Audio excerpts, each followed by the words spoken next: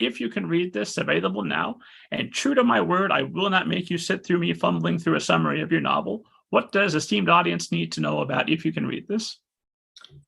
Yeah, so If You Read This is about 12-year-old Bree. It's also set in Jamaica. 12-year-old Bree, she lost her mother 3 years previously. On her 13th birthday, her 12th birthday, sorry, she receives 3 letters from her mom that her mom had written to her before she passed. She and her mom used to go on all these adventures for treasure hunt. And so her mom wrote these letters so they could go on one final treasure hunt together. So she follows the clues of these letters, which take her to a place that she and her mom used to share. And it's really just about Bree's journey in self-discovery, of accepting that things change, that her mom has left, and just finding joy with the people that are with her now. She also meets her grandfather, who's got dementia, and he was part of the memory of her mother and the happy memories with her mother. And so not only that has her memories with her mother changed, her memories with her grandfather have changed as well. And it's just her accepting that things change, people move on, and just accepting people or appreciating people when they're around before they go. And I've just checked my notes. If you read this, not if you can.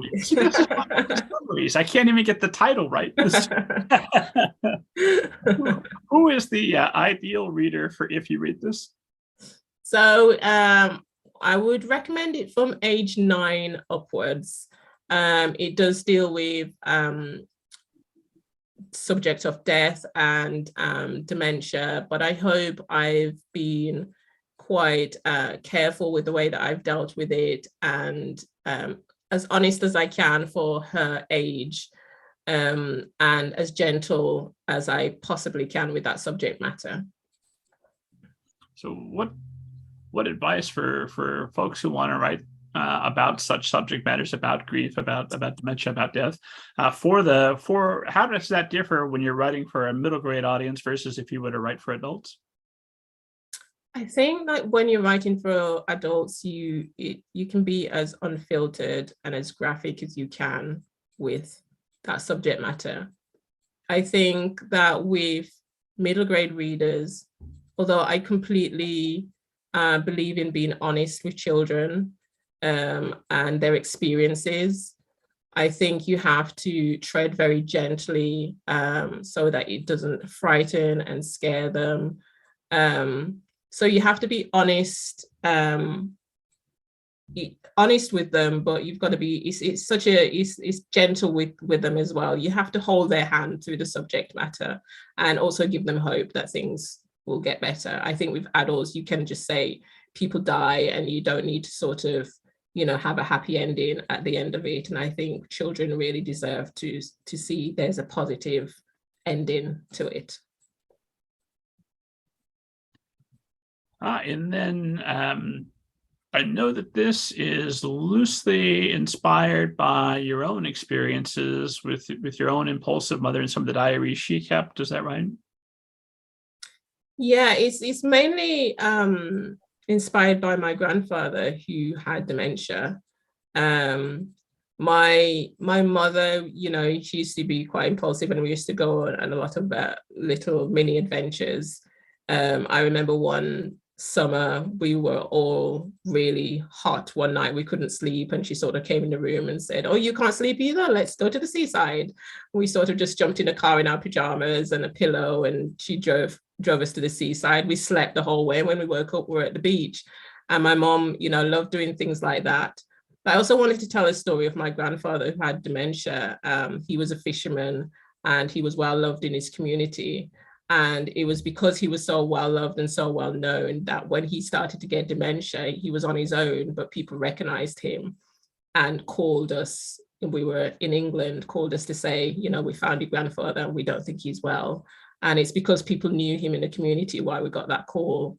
And I didn't have much of a relationship with my grandfather until we put him in a home for people with dementia.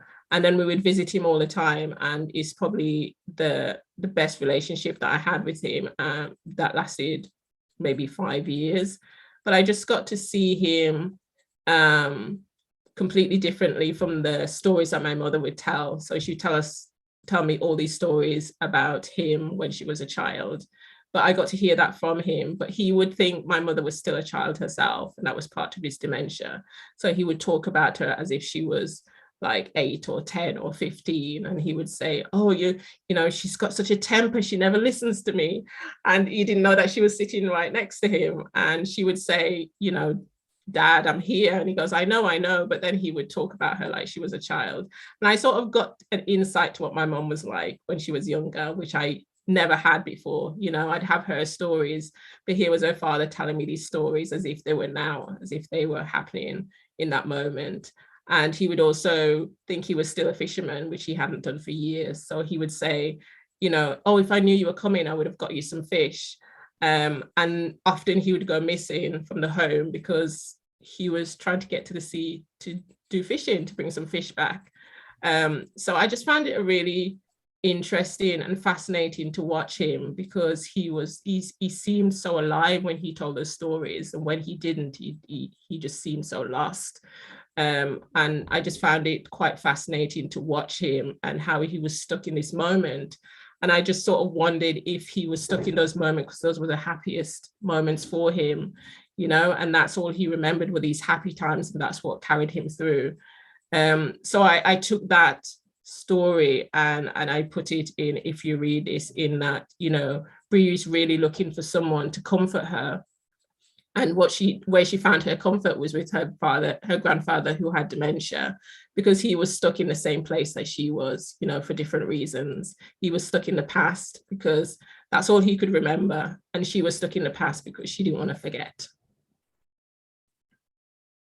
Oh, I should point out as a footnote, just in case the esteemed audience thinks I made a judgment call. I've never met your mother. I took the word impulsive to describe her from things you'd written elsewhere. How long does a book like, if you read this, not if you can, if you read this, how long does a book like that take you from inception to final draft? This one took quite a while. We were still in a pandemic when I started writing this. It was part of a 2-book deal. I needed to write a second book. The world was on fire around us. I was finding it completely really hard to focus on a story. We had a few ideas that I went away, tried to write, it didn't work. And then I finally had this idea of, you know, this young girl that has these letters that take her on an adventure. So I think from having that idea, sending it to my publishers and they agreeing with it, to it being published is a year and a half, I think a year and a half. Yeah. That's incredibly speedy.